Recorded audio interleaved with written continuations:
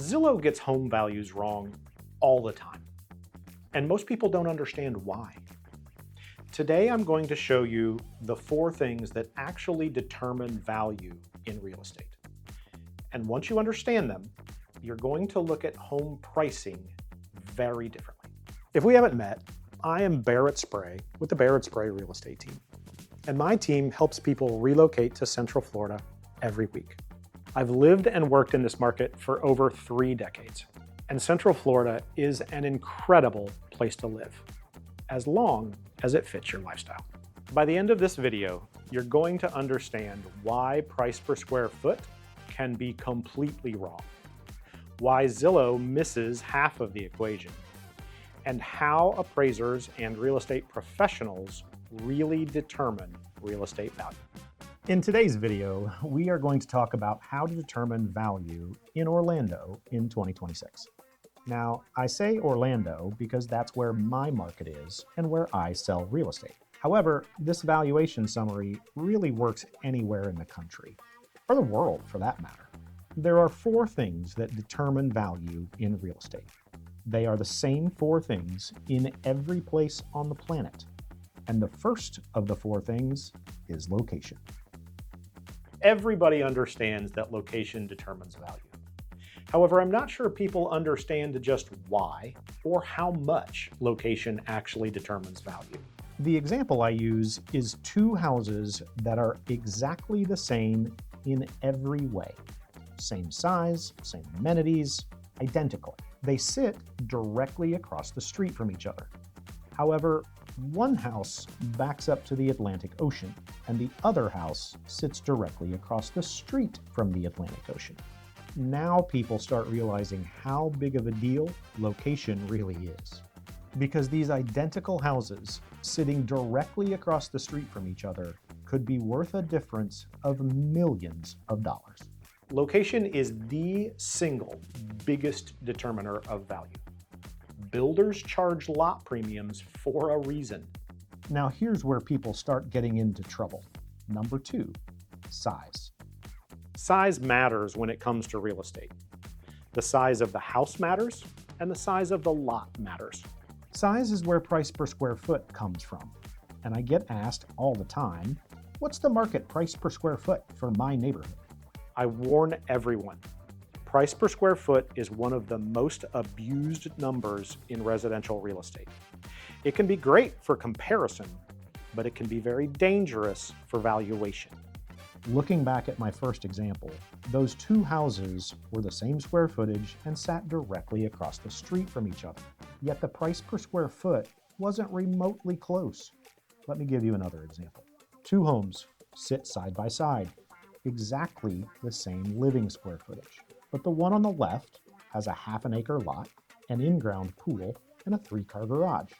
The one on the right has a ½ acre lot, no pool, and a 1-car garage. Now this is where price per square foot really starts falling apart. Number 3, amenities. The third thing that matters when it comes to real estate values is the overall amenities of the home.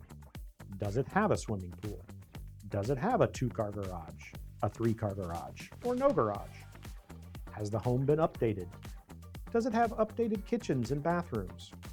Does it still have wood paneling and grandma's green shag carpet? All of these things matter when it comes to valuing residential real estate. Now let's take 2 identical houses and completely wreck one of them. Number 4, condition. Amenities matter when it comes to real estate, but sometimes condition matters even more. The example I use is if someone took a home and put granite on the countertops, travertine on the floors, and gold-plated the walls, then moved a college fraternity into the house for several years. All of that beautiful stuff is now destroyed. Amenities and condition are basically where HGTV was born.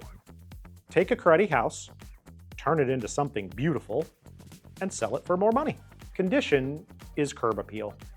Condition matters a lot. So let's put all of this together. The 4 things that determine value are location, size, amenities, and condition.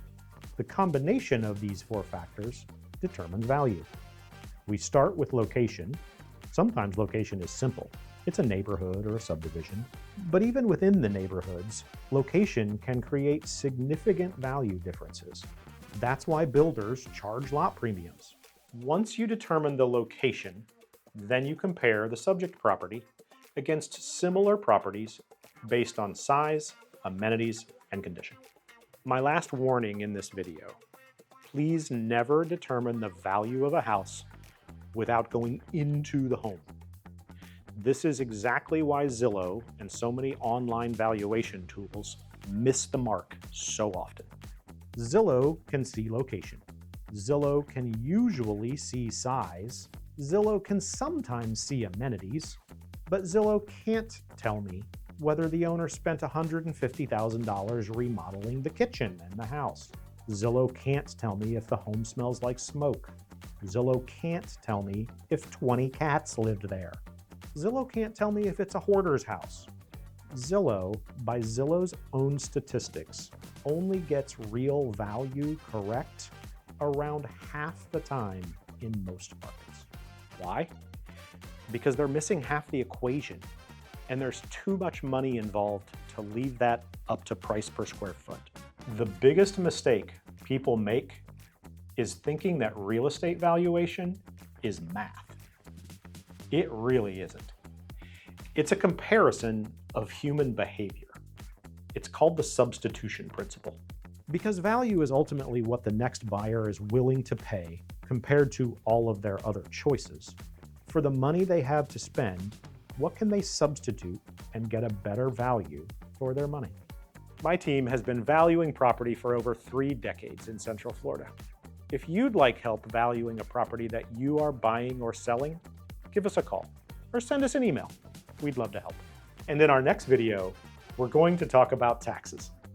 How do Florida real estate taxes work? And are Florida real estate taxes really going away? We'll see you in the next video.